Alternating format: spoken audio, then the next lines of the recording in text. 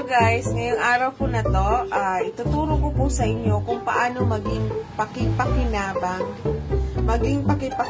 yung mga ritaso na tira-tira doon sa ating mga tinahi. Ayan, gagawin ko po itong basahan. Yung maliliit na po ito na hindi na pwedeng gawin ano. Ayan, gagawin ko po itong basahan. Gagawin po natin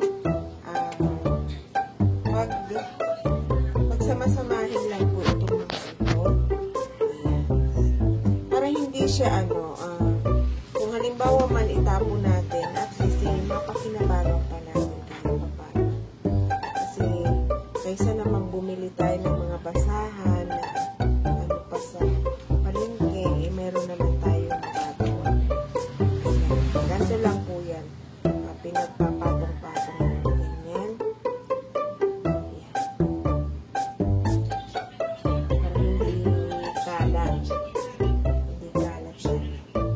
Kumapal-kapal siya.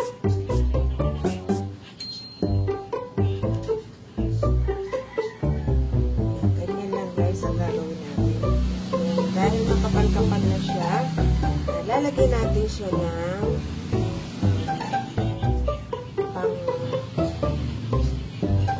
parang pinakabalo. Ayan. Yung mga malapad-lapad pang ritaso, yun ang gawin natin. Ibabaw niya. Ayan. Saka, tatahiin. Para po hindi malaglat, tahiin po muna natin dito sa pinaka.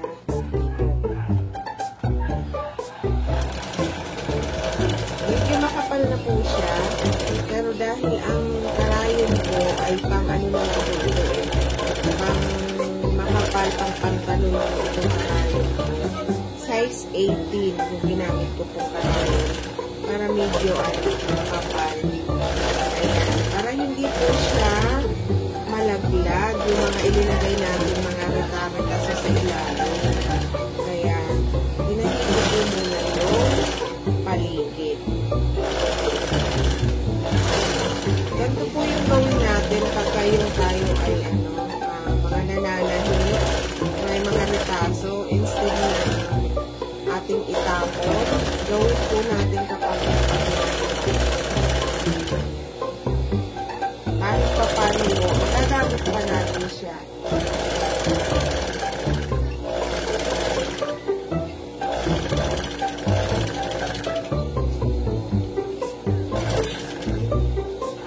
Ikutan lang na natin mas matibay. Hindi agad-agad mapulos-pulos. Kasi may nabibili tayo sa palengke. Isang gamitan lang, bus-bus na yung basahan.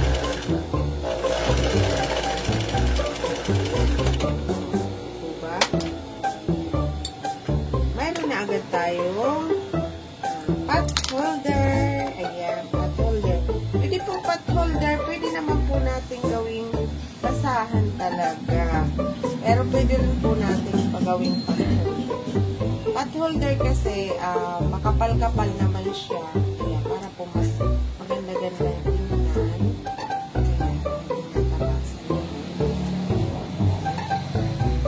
Makapal po siya, malambot pa. Pag bumili ka po sa palengke, magkano yung isang pot holder? 95 pesos. O, ito itatapon na po itong ano na to.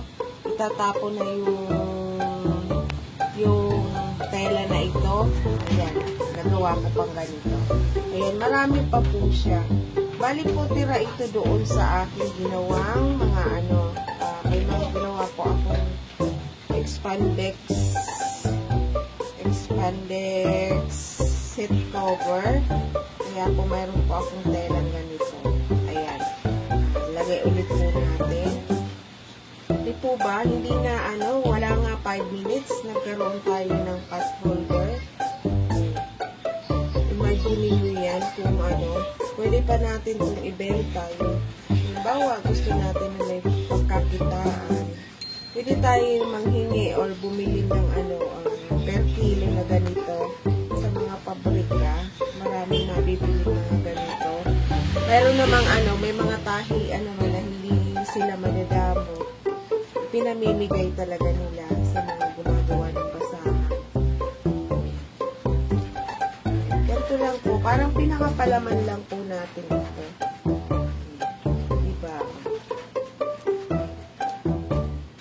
At least magagamit pa natin siya. Ayan. Para maganda-ganda sa araw. Lagyan natin siya na.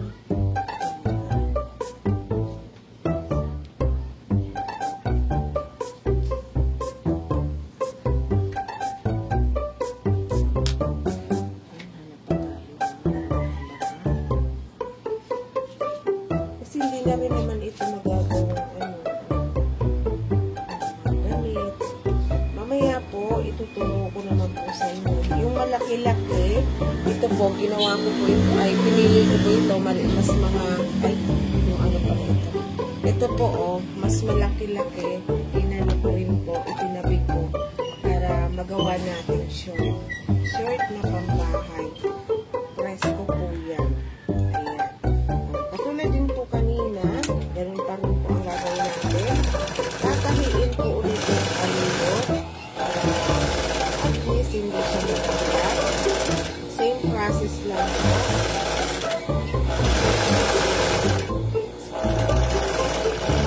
Ang mahalaga lang naman yung marunong tayo magpatakbo ng marunong tayo mag-control. Hindi natahi yung ating mga daliri.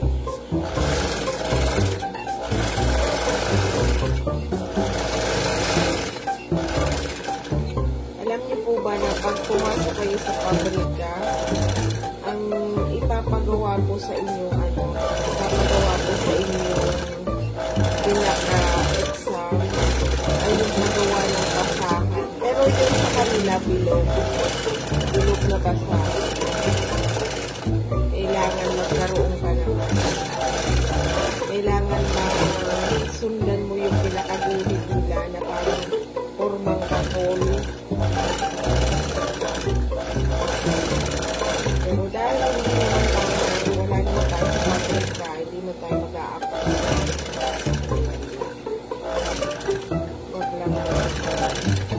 Wag lang dagdag yung mga nasa loob.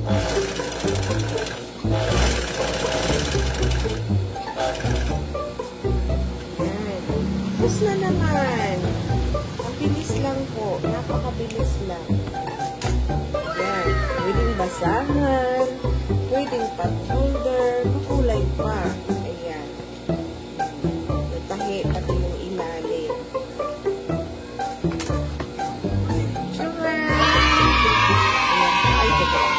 Ito may natira pa, pwede pa itong gawin na maliliit.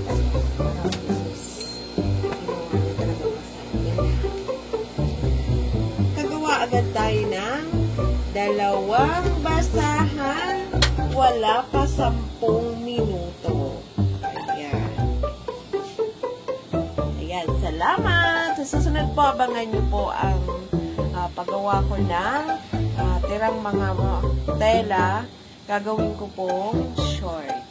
Ayan, na pambahay. Ayan.